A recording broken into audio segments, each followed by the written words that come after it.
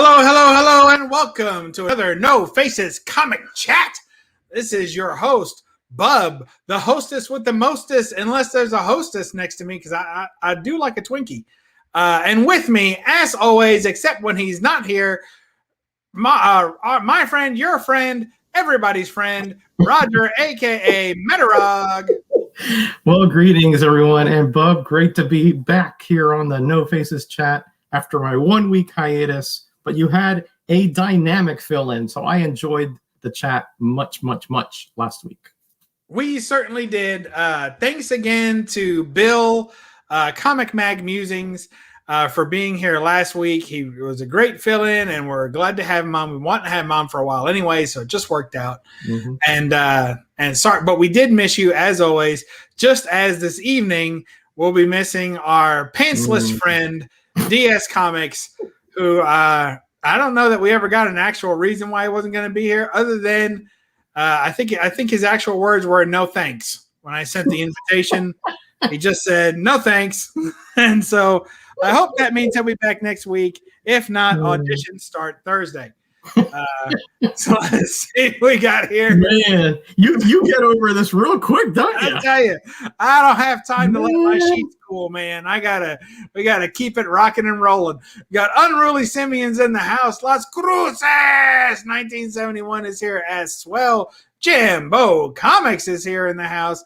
Area 51 is here. Knights of Old Mike is here, so we got to show Roger's favorite. There we are. Oh. That's right. Knights of Old, so smooth. It's like watching butter melt, baby.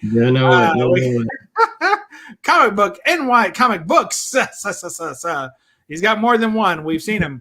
Comic Books NYC Cobbies in the house. Thank you for joining us. You all just bless us with your presence.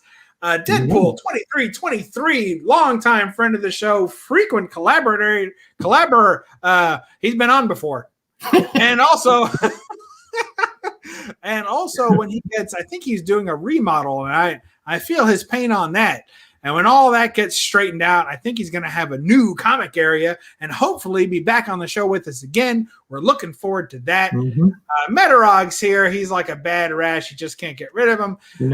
Speaking of bad rashes, Bad Dad 320 is in the house as well. James Gallegos is here. Also, Knights of Old wants an invitation, so that's one sure way not to get one. Mark the Cuddy Stark is here as well. Thank you for joining us. And you say it better than me. Who else is joining us? Who else is joining us? Let's see. It's on the screen. It's on the screen, Roger. My chat is slow. I don't see the screen. Can't see the screen. Oh, you can't see what's happening on the screen? I can't see the screen. It's a delay here. Oh, all right then. Well, we'll figure it out. It's the Gray Man. Oh, the Gray Man. Yes, that's my buddy from London. Yes, of course. Yes, he is. We're glad. I'm glad he takes us on his walkies. So takes us on his walkies, poems, beer. I mean, is that his woman that does the poems? Yeah, I think so. Yeah, they're not all my cup of tea, but a lot of them I really like, and I'm always like, this person. Like I've thumbed through poetry books before, and I can't get 2 or 3 poems deep without rolling my eyes. And but she does really well. All right, so let's see what else we got. We got Slim Comics and more here. The Jackson Roy Kirk. Oh, please don't tell me Comic Mag Music on a sub for DS. Oh my goodness! Listen, we were gonna do that to you. We got a call from the FTC. They told us that it was cruel and unusual punishment, and we couldn't do that to anybody, so we didn't. Kachung's in the house. Welcome from Heroes to Icon. Icons is here as well. Mr. Kritzky. You have a problem with plurals today, I've noticed. Hey, that's a personal problem. I shouldn't have told you that. Next time I'll keep my pluri to myself. Collecting Chaos is here. Oh, Comic Mag Musing's finally strolled in. Better late than never. Guess he's hitting the bottle hard tonight. I think that's everybody. If I missed you, I'm sorry. Say hello again. Good to have so many friends sharing the evening with us. Thank you so much. Let's see. I don't mind. I'll send a quick chat invite to who was it asked for it? Knights of Old. Yeah. I think I know his email address. It's very confusing, but I think it's just Knights of Old. So we'll see. I'll send it to him, but we're probably not going to do a full show tonight on account of we just missed DS so much. Plus, there's something of a search party out for him, so we probably need to go join that at some point as well. So, oh, good stuff. Now look, Unruly is suggesting some literature to you. I like that. Usually, the literature that gets suggested to me is of a child's age only. So I'm all is ages 3 and up. I think they say. Which I mean, technically, we all here are 3 and up. Well, so, most of us. I would hope so. But Unruly's very well read. So if he has a suggestion or a recommendation, I'd take him up on it. I'm going to take him up on Wasteland by Elliot. I'm all over it. Got it written them there down. Only one of you knows more than you're saying about DS's whereabouts. Let me tell you, all his whereabouts, whatnots, and whatchamacallits are none of our concern. We're sworn to secrecy here. Not only is it no faces, it's like no telling chat. You know what I mean? so whatever Bub tells you we're up to, it's probably not so. Let's put it that way.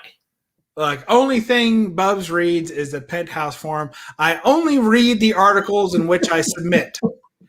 So that's I only read my own submissions. That's it. He doesn't need to look at the Penthouse Forum. He just needs to look inside his comic book cabinet. That's right. And I live the life. Yeah. So I'm very, very happy. Yes, Knights of Old. I already sent you the link like 3 minutes ago, Mike. Get come on, get with it. It's over here. Look, dear Penthouse, you're never going to believe this, but actually, I always started off with, I never thought it would happen to me. So, your end letters, I never thought it would happen to me. They told me this would only happen in my fantasy. But I went to bed and there I saw 3. So that's there you go. We're going down the tubes a lot quicker than normal tonight. You know what? Who would have known that DS was the dinghy on which we all clung? I tell you. In the raging seas of filth, DS is our hard dinghy. Who would have known? The life raft. That's what we got to call him from now on. The life raft. What a mess. Oh, look. First, I must be absolutely shocked and amazed, but we have an extra guest today. We have the very one and only, because once they made him, they broke the mold for security purposes. Knights of Old. Welcome, welcome, welcome. At your cue, Mike. At your cue, Mike. How's it going, guys? What's going on, Mike? Hey, Mike. Hey, I don't want you to take credit for that good Yoda laugh. That was all me, man. That was pretty good. You do not. There is no try.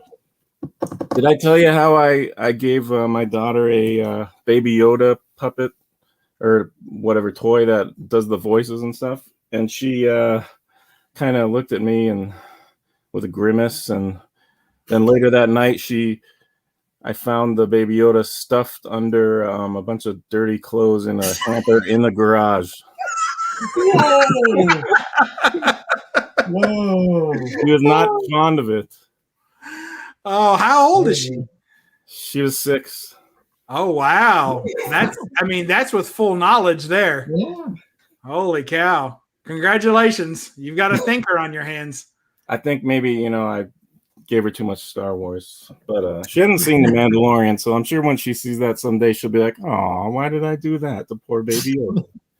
And you're gonna bring it back out of the depths and say, "Look, you never got rid of it in the first place." Ah. No, it already got repurposed as a birthday present to another kid. Oh, there you go. Hey, there you go. Mike's always saving the tags and he just staples it right back on the ear. Uh-oh. We've got $5 donated. This is for the DS search party, which I think Wonder Woman is going to head up that search party. Last I checked, she's looking. She's looking. He's got to be around here somewhere. We'll find her. Well, thank you so much. We'll see what posse we can get together for $5. You know, you never know. I mean, for $5, we could probably print off at least $3 worth of flyers and then pocket the other $1 each. What do you think? We'll donate our time, tack them up over there in Maryland. You never know. So he might show up next week. Run, don't walk to your local telephone pole and find the Where's DS flyer. We don't have enough for the milk cartons, so no. Flyer. What do you think we are? A bunch of Rockefellers? Comic Man Music, smooth as butter. With the patented $3 donation. That's 2 for Wendy and a half to be found at a later date. What? There's the half. 2.5 for Wonder Woman. Congratulations. All right. So what do we got here? Let's see if we can wander around. William Smallwood's in the house. Thank you. Into an actual topic this evening, because I know that's why Knights of Old was so quick. He wanted to jump in here because he knew the topic this evening. Knights of Old. What's our topic this evening? Was it the fabulous furries of what was it? Fanta Cry or something? We've lost Knights of Old, folks. We're working hard to fix these technical difficulties. But as you know, things get difficult here on the old BUB'S Comics Network. Look, he's back. Back from limbo. Yeah, back from limbo. This is for the Golden Age show. I got to take that down. Hey, what's going on? Get that mug off the screen. Get that mug off the screen. Hey, 2 of them. Oh, no. There's another one. Oh, God. Oh, no. One of them should be mine, I think. I got this, and this is new. That is new. Japanese. How can you tell? Well, got it from there, but also, there's Japanese writing. Mm-hmm. Let me ask you this: Did it come? Were they using that to help pack a robot? A robot? Yeah. What's a robot? A robot. Didn't you buy another robot? No. There hasn't been any robots in a while. Oh, that's a shame. That's disappointing. All right, Roger, would you please help us out here? What's our chat name and topic? I mean, come on, we're 15 minutes in. Yeah, I think we're the fierce and well said, by the way. Fearsome Fogies, I do believe, is what. Ooh, that's it. Yep. Yeah. And we're this is a topic which is I think fairly controversial, and I think there's going to be diverse opinions. So comics that start with F. Fearsome Fogies. That's not that controversial, except for a few that undergrounds. But anyway, besides that, actually, Foxhole Forces was one of the names of one of my Penthouse articles I submitted. Oh, was that? Oh, really? Okay. Yes, absolutely. Thanks again. Sure wasn't fighting Foxhole. There was a foxhole. Yeah, well, all right. Now listen. Now let's keep it together, folks. This has gone really downhill here. Today we're going to be talking about whether characters should age or not. Yeah. In our comics. I think we shouldn't age, but that unfortunately I don't control reality. I completely agree with you, sir, on both accounts. Well, here's my answer to that. Okay, so I assume that by showing that, you're making the point that is a great story of an aged superhero, right? It was good for its time.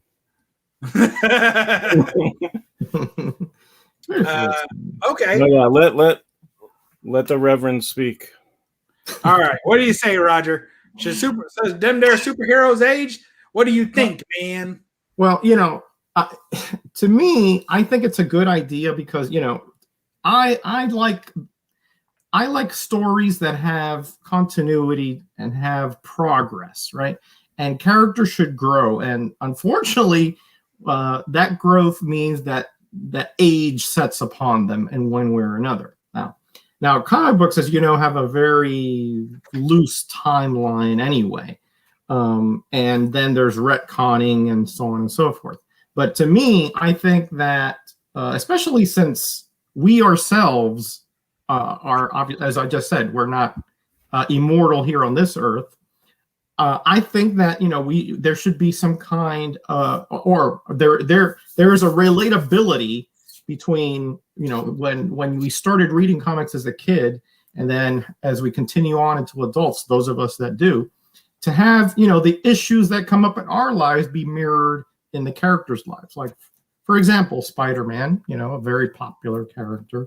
He graduated high school back in 1965, I think. ASM 28, if I'm remembering correctly. And it took him 14 years to graduate college. Yeah, I resemble that remark. Yeah, now. Oh, look, yeah, I resemble that remark. now, okay, yeah. Now, of course, there are circumstances where people, work and they go away. They have to put college on hiatus. But as I recall, he was going all the time. Just on a part-time basis and so forth. So that's kind of a little bit of a stretch, But we can. I'll talk about other characters and situations, but I think it's a good idea for them to age, at least in some regard. Maybe I'm fine with this decompression of aging, but I don't think you should keep Franklin Richards as a 5-year-old for 5 decades. Okay, well that's only because nobody liked him for the first decade. So why do that to us 4 more times? True. Well, here's what I'll say to them there dat. And that's look. Give me a good story, decent art, and I could care less the character age. The story fits some sort of continuity. I agree with that. Here's my thing with what you just said, Roger. Yeah. I agree with you mostly, but I don't like how long it can take for some of that to revert. Mm-hmm. So, Spider-Man graduates in 1965. So we have to have some sort of reboot to ever see a high school. You're telling me that all the good stories for Spider-Man in high school were told in the span of 2.5 years? That there never been another good high school story to be told about 3 years. Yep. I don't think that that's really fair. I think that although there may be other stories that can be told, I'm in favor of very little continuity in comics. I like story arcs, and I like continuity within story arcs. And I think that if it's in the same volume, it should have a continuity. Now, a lot of people complain about all the different number ones that come out. And they say, oh, well, they're rebooting this again. They're rebooting that again. It's a number one. It's number one. But I like that. And the reason that I like that is because it's a chance to say, I don't care about all the continuity prior to this. This is a new setting for this same character. And, let's see how they react in this situation or that situation. Mm-hmm. So I like that. So once you get a book that's up into the thousands, as far as a print run goes, yes, you're going to have lots of continuity problems keeping that all together naturally. Mm-hmm. And you probably should have ended it, 700 or 800 issues ago. Mm-hmm. Then the other issue, the other thing that you said was having characters that grow along with me.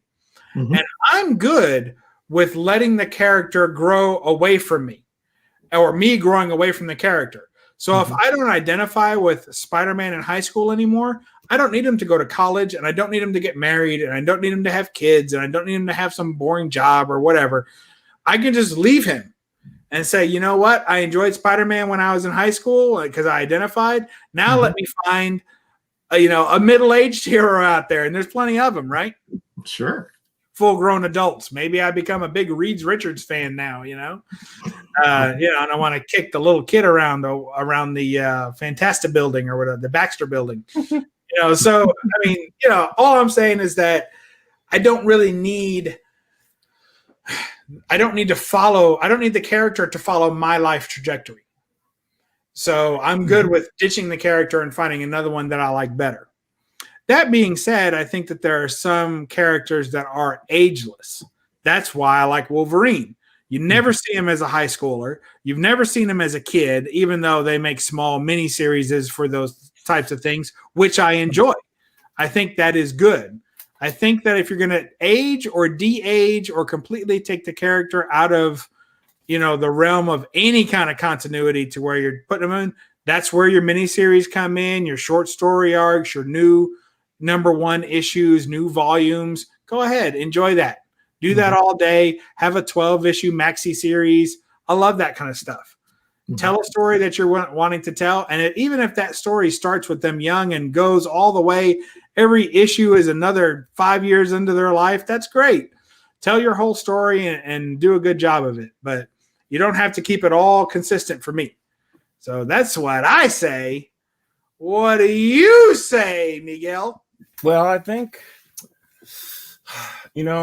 I've thought about this before, and I feel like, life is full of changes, and often that's uncomfortable. So I kind of like having the same old hero that I could just go back to, and I know what I'm gonna get in a way. Like, I don't know. I feel like I like the like you said, Bub, kind of like the once in a while, like really cool story that's like hyper focused in 4 issues, and you're just like, wow, this is an awesome, like, what could happen later. But I think, but I also get what Roger's saying about being able to relate. But I almost feel like a good writer can just make me relate, but if to anything. So like, say I loved Daredevil as a kid, and maybe it was like that goofy Daredevil in the early, like, I don't know, before it like became issue 100. There's some wacky Daredevil stuff, but then maybe I'm a teenager or in my 20s, and then along comes Mr. Miller, and now I might not be able to relate to that goofy Daredevil stories anymore, but I could certainly relate to this because it's got that like gritty, cool crime noir kind of thing. And I think that's kind of my favorite. I don't think he needs to necessarily change for me to relate. And sometimes, if it's too close to what you're doing, you might be like, I don't want to read about this. And then the other thing is, when you read a comic, let's say it takes you 20 minutes to read one comic. That means if you read 12 of, say, Daredevil in 1 year, I mean, you're only seeing about 4 hours of his life. Unless they're like, a week later. But, if you're just looking at the time you're spending with them, it's not, 1 year is it's not even a day. So, yeah. Yeah. I mean, I see what you're saying. I think that ultimately, if you're going to have a character have mini arcs or those kinds of very, very short periods of time, a lot of books, like you said, only span maybe a day, or a story arc will only span a couple of days, and it'll be like 6 issues, and it's only been a couple of days. I'm good with that. I just feel like there's so much. I guess I kind of like my comics like sitcoms, where the premise is always kind of the same, only the situations change very slightly. And in the end, there's little consequence that needs to be carried over to the next one. Like, that's kind of how I like it. Somebody's got to get the horse out of the apartment before the before the landlord shows up. Right. That doesn't mean that in the next episode there's a pile of horse crap in the corner of the room, and we're all supposed to know why. Does that make sense? Right. Yeah, that makes sense. Yeah. I don't mean, there are continuity, people who are just very strict about it. And, that fire hydrant was on the other side of the street and so forth. That's not what I'm talking about. What I'm talking about, that consequences that happen in certain issues shouldn't be, absolutely, again, and Mike made a good point. He said, a good writer will make you relate, right?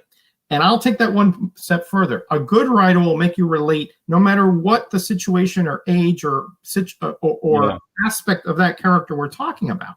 I agree with that. So I agree with that. I just think that you can do time compression and decompression. You can do flashbacks. There are so many ways that, comic, book companies sort of cheat about, how they do things and how they relate to comics in the past. Here's an example I'm giving you. Like, I was reading, I think it was a Marvel 2-in-1, and the thing goes back to World War II era. And he mentions that he and Reed were enlisted in World War II. All right. Huh. So this comic was in the 70s, and we know that it ended in the mid 40s. So in other words, they're at least 50. If let's say they went in when they're 18, they're at least 50, right? And then you take that to a forward. When you use cultural and time specific references where buildings are there and events. If they're talking about the September 11th, you can take those events and see that there's a timeline there, and then you go back and you're like, well, something here is not right. Now what they do is things like this. Well, the cosmic radiation retarded their aging. Well, that's fine. I'm fine with that. See, that is that a writer or a publisher can use those kind of tricks to extend storylines, but the continuity is still there. In other words, all those villains and situations that happened in the past, you're honoring them in that sense. As a point, like what happened with Spider-Man, where he was married, and then Brand New Day came, and that never happened. That's right. why those are the kinds of things that upset me, because it's a cheap way of getting out of thinking outside the box. And I think a good writer could take any situation and turn it on its head, devolve the character in any way he wanted, and still continue, like Bub said, that kind of situational stories that he likes. So that's what I'm talking about. I don't like laziness in writing. I like critical thinking, outside the box thinking in my writing. Now that's interesting, Roger, because I have to say I really like your approach on that. My only concern is, how often does that actually work? Like, in your vast comic reading, history and experience, have you found it to be more the case that writers are able to create a continuity that works, or that they more get stuck? Because like when I read detective comics, even any title that's gone over 1,000 issues in a single volume, it's very hard. I find that the continuity is broken several times. It's confusing. If you pick one up and then pick another one up later and you skip a couple of issues, I'm totally lost. I have a hard time with it. And maybe I'm just not as conditioned a reader to enjoy that continuity. Do you find that most of the writers do it well? I think that most writers do it, at least give it a shot, right? They don't. There's a difference between them giving it a shot and failing, and just being dismissive of what happened in the past. Those are two very divergent things that I judge differently, right? I just read the Metal Men miniseries from last year, Uh-huh. and as you know, I'm a Metal Man fanatic, right? So, when I read it, I saw I wasn't overall. I don't think the whole story arc is I would consider good. I would consider it okay, but they went to good extremes to homage those that came before. Even in little Easter eggs and little situations that they put in there. I appreciate that. It didn't make a difference as far as the totality of how good the writing and how tight the plotting was, but at least they gave it a shot. And those are the kind of things that I think, to me, as an old timer, a fogey, as we hear on the title, I appreciate that, and I would give that title another shot, because I can see that they are trying. And I don't expect everybody to be successful every single time. I do expect them to try. That's fair. I can appreciate that. You do want them to have, especially if they're going to be writing in the same volume, I do want them to have to try to connect it. And if they're dealing with, especially with characters that have not been around for a long time, if they're just going to jump out from nowhere and put it on there, that can be difficult. But it is nice if they're going to do a continuation of some sort of old story or stick to the old characters, that they at least pay respects to what came before them. I like that. What about you, Mikey Doo? What do you think? If you can keep your mug off the camera, that would be great. I'm not set up for this. Well, yeah. Well, you've been on this show many times. Just look at me. I'm not set up to keep my here face before. off the camera.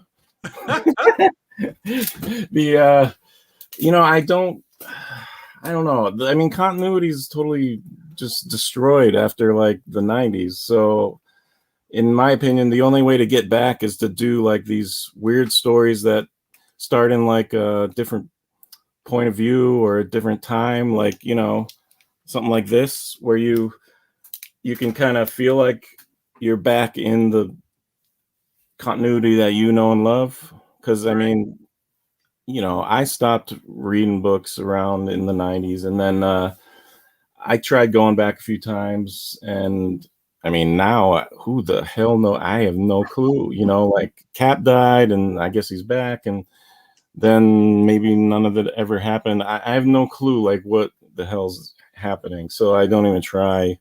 But something like that, if that comes out, or like, I don't know, another story that maybe is just takes place in a universe that consequences that you saw happen are still in play, kind of like Roger is saying, you know, that then I feel at home, kind of.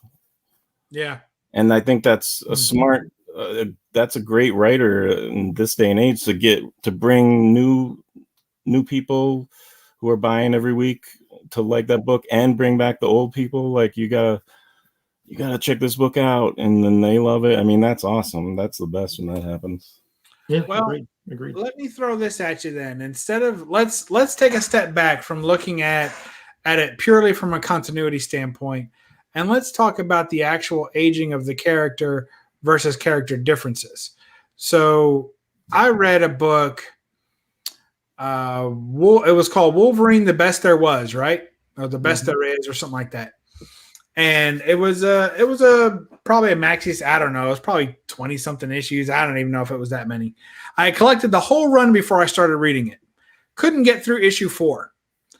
It was horrendous story, horrendous art. And once I saw like Wolverine doing the chicken dance at a club, I was out. Like, I can't anymore. Had some nice covers, and that was about it. And I was so mad at the whole series, I didn't even keep the nice covers. I got rid of them. I hated it. And every now and then I'll see someone pick that book, one of those books up, and they go, "Hey, I got this series. It's going to be good." I'm like, "Oh no, dump it." But that's, as a Wolverine fan, I don't care how old Wolverine is, and being one of those more ageless characters, it's easier. But just don't change the actual character attributes. And I don't care how old they are. You know, now you can have some maturing, or you can have them reference a couple of times when they have had to change. That's fine.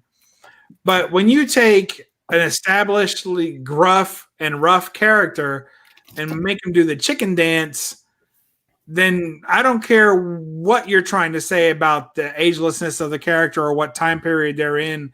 It just doesn't work, because you had to change the character's persona in order to shoehorn them into a bad story.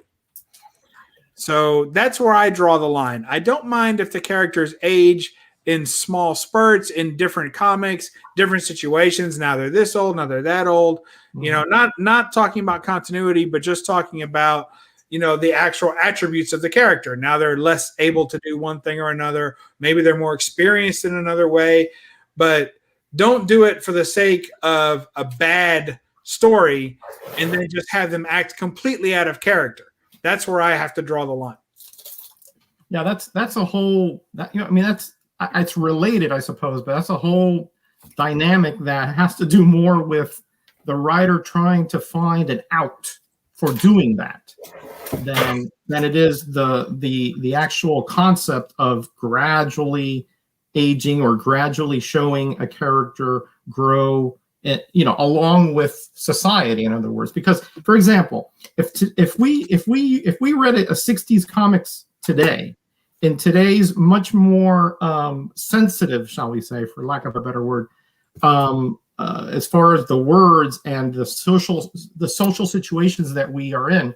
Back then, they were somewhat, allowed, and today, you would be arrested, right? Yeah. So you can't just put a '60s Batman and stick him in the 21st century, because he would be a fish out of water, totally, completely. Just the missives that he has about Catwoman and whatever would make him a pariah. So that's why we're saying that there's a progression that we're talking about, which is it has to be throughout the time that the character is there. Batman Mike would know more about this than I would, but Batman in the '40s, bears little resemblance to the Batman today. It's the same name and there's the same, I guess, general motif, but like you said, his motivations, his methods are totally different. So we have to sort of say to ourselves, well, is the character growing, or is the character changing because society is changing? And that's the kind of dynamic you have to ask yourself. And what you described there is neither. It's really the writer saying to myself, well, I want to make Wolverine look silly, so I'll make it like some kind of future or some kind of alternate reality or something like that. To me, that's lazy, and just it's what I really don't like about those kind of stories, that they're just something that the writer wants to indulge in, so he changes the situation to meet his requirements and not the other way around. Yeah. It's frustrating, especially if you're a fan of the character. You get excited, especially when some of the newer books are doing this, as Kenny was saying. You get excited for this new book, and your favorite character is going to be in it, and then they completely, give you some alternate version of the character that doesn't even resemble the character you were excited to see. It's just for the sake of a story that doesn't always land. So it's really frustrating. Mike, what do you think when you have a character that's been changed other than just standard aging, but they just, if it's a new situation, in other words, I guess I want to call it like a modern take, so it's a modern take on this character. I think Roger makes some good points about like a '60s era Batman not really being real relatable today. So what do you think about that? Yeah, I can't really relate too well to any Golden Age book I actually tried to read the interior of, other than maybe like, some first appearances where it's more about just the first time you're seeing that character and you're kind of just presented with something cool to grasp onto. But yeah, it's very hard to relate to like the dialogue in some of those old Golden Age books. And then Marvel didn't really, like, they started over in a sense, I felt, with any of the characters that they brought back in the '60s from the '40s. And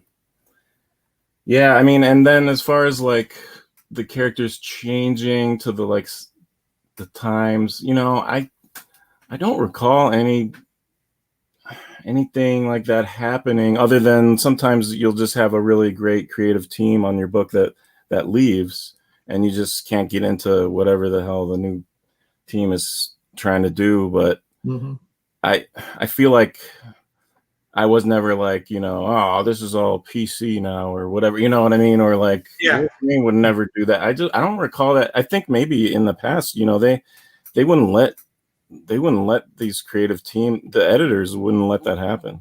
So maybe it's kind of a newer thing, Yeah.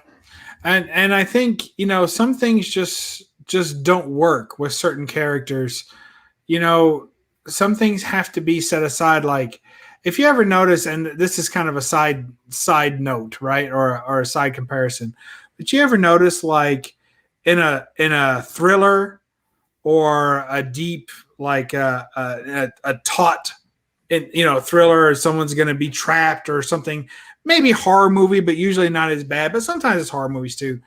Like the first thing they have to do, the first thing the writer does is eliminate cell phone service.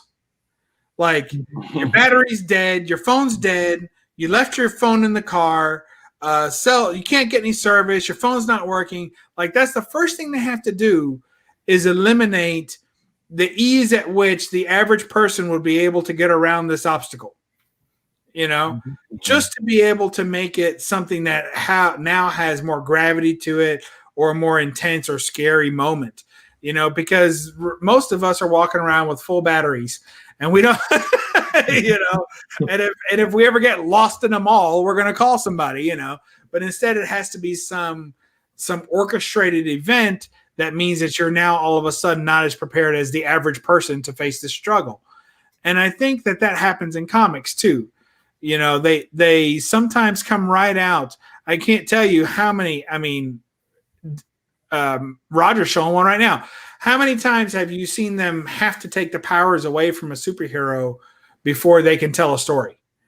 Because they have to depower them in order to tell a compelling story because they feel like it's going to be too easy for the hero to get out using their usual bag of tricks. Yeah. Yep. You know, that happens quite a bit. And so out there that you just have no clue what the hell's going on. Like I remember reading the Origins. Was it called Origin or Origins?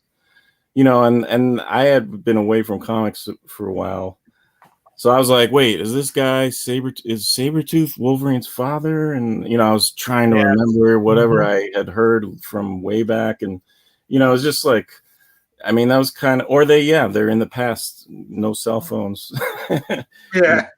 But yeah, like it just can get so wacky. And I actually did remember one, I didn't read it, but you know, when Cap was supposedly like a Hydra agent or something, you know, I mean, by then I didn't even think that that Captain America as we knew it was even running anymore. Like I had no clue.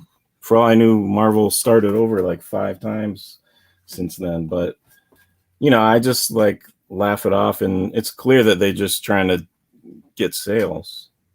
Well, what's interesting to me when we talk about Cap, I feel like he is already, because of the way that they brought him back out of time, is already a character that is unique in as far as aging goes. But not only that, but they also make a point that if you stick with Captain America's kind of roots and he is fundamentally a voice for American power and pride, right?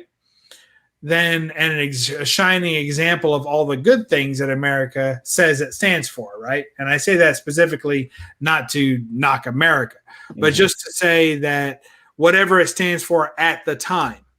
So as those, you know, trends, if you will, and political ideologies and other tensions change as being now characterized as distinctly American, as that sentiment of what being American means changes, does Cap have to change along with those things? That now whatever America is today, that's what Cap's representing today. No, I think it works best when he might try to follow along because, you know, maybe that's what a good soldier would do, whatever. But, you know, he's that guy who became Cap, whose ideologies made him be chosen for that role. So I think whenever he goes back to that, you know, that's the best Cap for me. And I think if they write him any differently, and it's interesting because, you know, he is from that old time, and I like, he's like old fashioned, like he's not going to change. You know, I think he could recognize, you know, what's right and wrong probably better than most after all he's seen and lived through and all this. That's my Cap. You know, I think the guy who's more of the errand boy of the nation is more like how Superman was portrayed in the Dark Knight. Yep. Yeah, that's fair. Or U.S. agent in the Marvel. Yeah. I think what you're talking about, you know, he follows orders, and regardless of whoever the political power was at the time. Yeah, but I think Cap, I think you're right. I think his moral center sort of overcomes those kinds of a manipulative type Yeah. of power. Yeah, in fact, there was a I'm gonna go real brief here. There That was works a story great arc. in Civil War.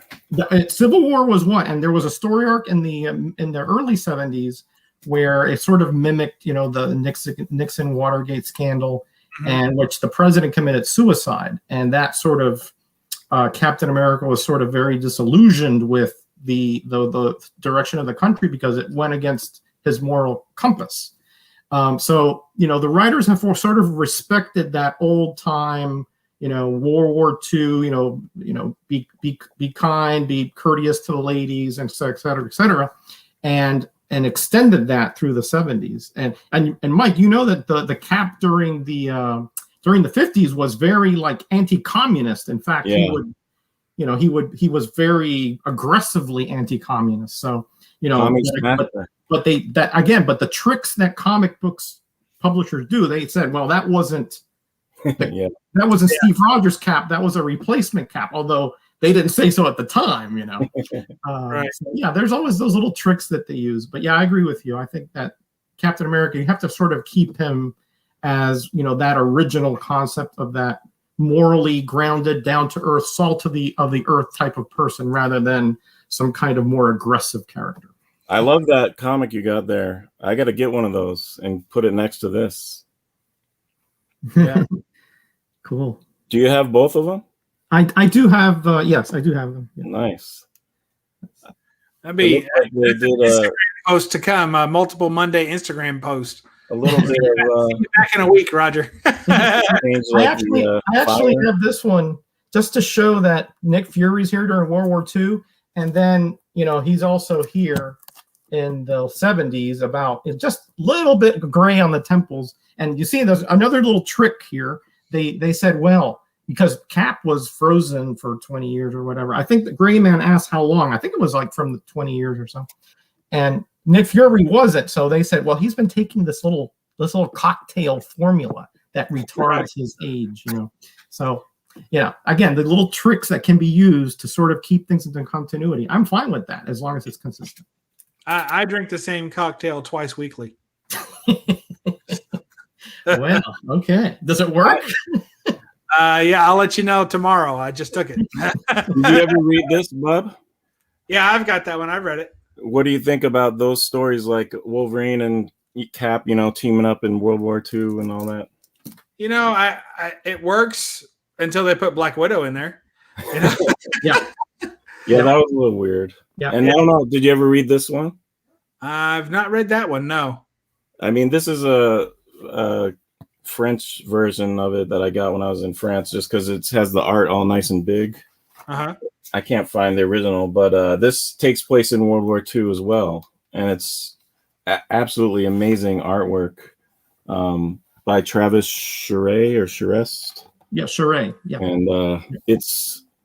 I don't know much about the Wildcats or really care, but Wolverine back in the World War II days is just really, really awesome. It is. Yeah. It is. And I think that there's some characters that really lends itself to that kind of timelessness and traveling through it. And he's definitely one of them because he is going to be anti-establishment no matter where you put him. And that's nice, which is funny because when you try to do the same thing with Cap, he's more of a fish out of water story. When you take him with his World War II ideals and put him in modern day, he's not at ease. Yeah. So, whereas Wolverine, he's kind of a jerk throughout the ages. So you take him anywhere, still just a jerk. It works out. Yeah, jerk attitude works no matter what era. Yeah, exactly. Yeah, that's timeless. Yeah, you're right about that. Yeah. How old is he? All over the place, all over time. How old is Wolverine supposed to be? Well, what do they say? He was born in the 1800s, right? Okay. I mean, Bub would know better than I. Yeah, I think he's from the 1800s, from the late 1800s. And did that origin miniseries was that real? Yeah, it's canon. Okay. Yeah, I mean, it's supposed to be canon. I was one of those who, I'm not going to say I didn't like it. It's actually a pretty good story, but I wish they hadn't bothered to try and make it canon. Just leave it alone as a side what if. I'm good with that as a possible part of his history maybe, but I didn't really need it. and I absolutely hate when anyone calls him James Howlett. I absolutely hate that. To me, he's Logan or he's Wolverine, and that's it. So I don't need anything more, and anything more just bothers me. So, but I don't know. I think that just happens. As you get old, you get to be one of these fearsome fogies. Get off my lawn, you dirty bird. Okay, before we go, Grayman has been asking this question, and I don't know the exact answer. Since we have Mike here, maybe he knows. I remember that the essentially Captain America was in the ice about 20 years, right? But now Grayman is asking how much is it now? Because I thought that the super soldier serum retarded his growth so that he only ages 1 year instead of 10 or something like that. So, but do you know if now what the actual canon is as to how long he was in that block of ice? No, the last book I read with him was Civil War. Oh, wow. Okay. So, yeah. Wow. Right. So you're even before I read some of the Brubaker stuff. And that was like, well, I wasn't that before that? I don't know. I did read some Brubaker, but it was around there, actually. It was around there, come to think of it. But yeah, that was it. I mean, I think, I did read that newish Invaders series. Yeah. Which seemed really awesome. They were talking about Namor's past and what did Professor X wipe from his memory and all this stuff. And then it just seemed to like fizzle out. And I was like, is this series even going anymore? I don't even know. And but Cap seemed kind of like the normal Cap there. So I don't know. Yeah. Okay. Sorry, Green. All the Avengers who picked them are still the same age. Yeah, when they found them. Almost. Yeah, that's true. Yeah, almost. Yeah. All right, guys. The Thor is okay because he's a god, so he doesn't age. But Hank Pym and the Hulk is now immortal, right? So, but Hank Pym and the Wasp should be up in their 70s. Yep, I agree. Oh, nice, very nice. Yeah, it's nice when it all works out, isn't it? Yeah. just trying to pull it all together, Roger. Did a great job, Bob. Great job. Oh, well, I hate to show off. So anyway, I just want to say thank you to everybody that joined us. Thank you to Roger for being here. Thanks to Mike for being able to figure out how to use his email address. And we're falling. All right. Anytime we get our tips, we get nervous. What was that? I don't know. A cool poster. That is a cool poster. So, all right, guys, let's shut her down quick tonight. We're going to do a short one. Everybody can rush over to Comigori's and check round 2 out. They should be out somewhere around there. Thank you all for joining us. Thanks again to everyone who participated in the chatteroo on the side and for all the generous super chats. I'm close to being able to cash one of those things in because they bank it. Like YouTube banks it forever until you hit a certain number and then they release it. So I've never gotten any of these yet, but we're building there. We're almost there. We're almost there. And then we're going to do a real big splash on the channel. I don't know what we'll do. We'll probably just pay up for the StreamYard another year. So thank you all for joining us. We still miss DS Comics, but we got the 5th best thing. Old, so. Not bad. That's not bad, man. You got another golden guy. You traded one golden guy for another. Absolutely. All right, guys. Now, Knights, I don't think you have any kind of. Oh, what do you got coming up on your channel there, Knights of Old? Are you going to put up any content this year? I got some things, but I don't know. We'll see. We'll see if I have time. Sometimes I just want to hang out, but I'm like, it's hard to just do a live. There's always like other stuff on. And then if I'm like, this would be a great idea. And then I'm like, editing that thing would take forever. So I don't do it.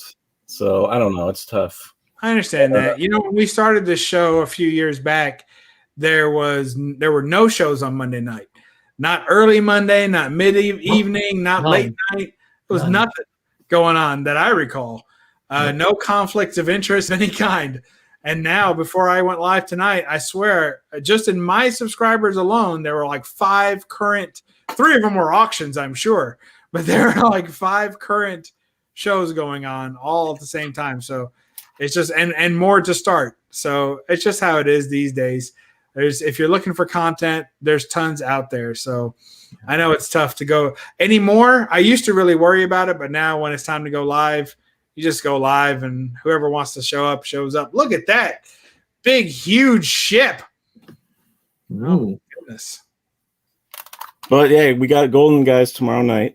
Well, the Yeah. Spinner Rack is coming back, and hopefully DS will stop, get enough change tonight at Walmart parking lot to afford to take the bus to the internet and join us. Yeah, Hey, you gave it away, Mike. You gave away his location. he doesn't even use a metal detector.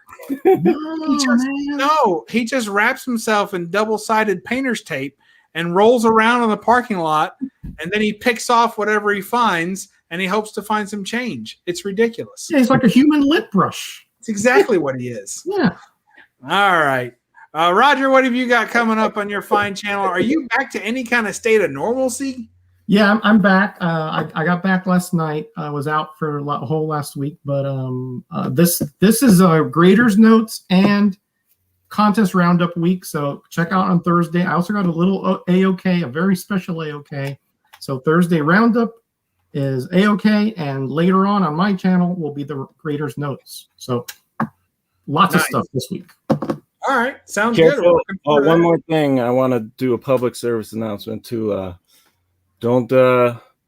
I wouldn't go too crazy on the comics right now and buying them, because I feel like it's just a weird time right now. And like, I've gotten tons of people who I've never even heard of before hitting me up to like, hey, I want to buy, how much for like your whole collection and how much for this and that. And it's like, geez, I mean, it's one thing if it's someone and it's cool to know that you could sell your stuff, I guess, but I feel like something's just weird about the market. So Okay. I wouldn't want people to think that it's a good time to buy a large key, because I don't feel like it is. There's still some bargains out there. Just gotta be smart. Yeah. The other thing that I'll say though is that I find that graded books are becoming even more expensive as they're seen as more solid commodities. And I think a lot of the new comic collectors are really just comic investors. Yeah. So, my recommendation is, if the book you're looking for is a mid-grade raw, go for it. Because it looks like high grade slabbed or graded is what's really getting out of just ridiculous proportions. I've also seen them and moderns. Some books that are rare, golden age, just disappear as if they just want to grab any copy, like they don't even really understand anything. Yeah. That is true.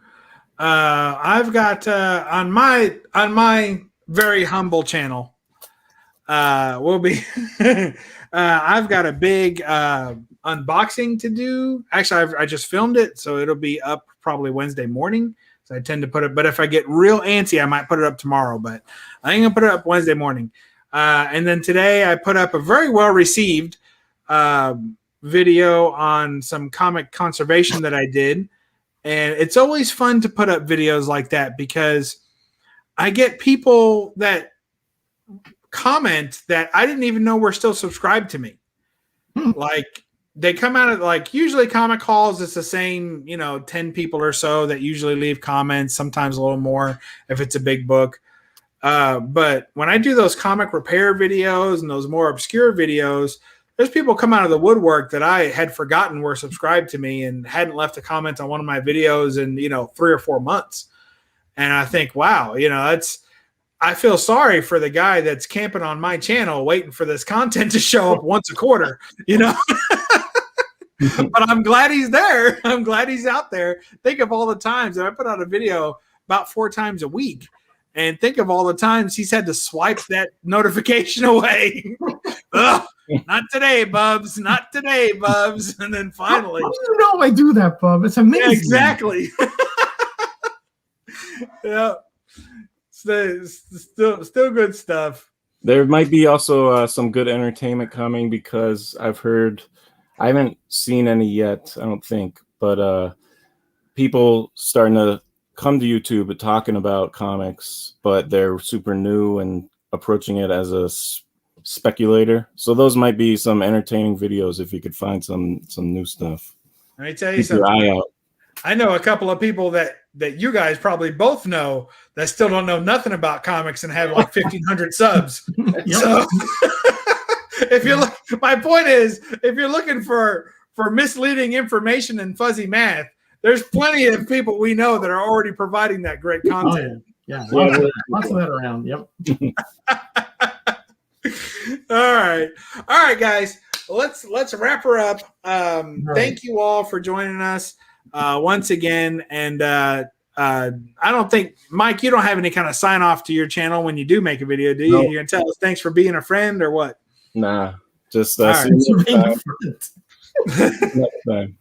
See you next time. And Roger, what do you want us to tell us to do with ourselves? You know what I'm going to say. Be blessed, be kind to each other, and be back next week for the No Faces Chat. Thank you, sir. And I'm going to say read a comic and don't apologize for the pops. No, don't apologize for the glare. Bye-bye, everybody.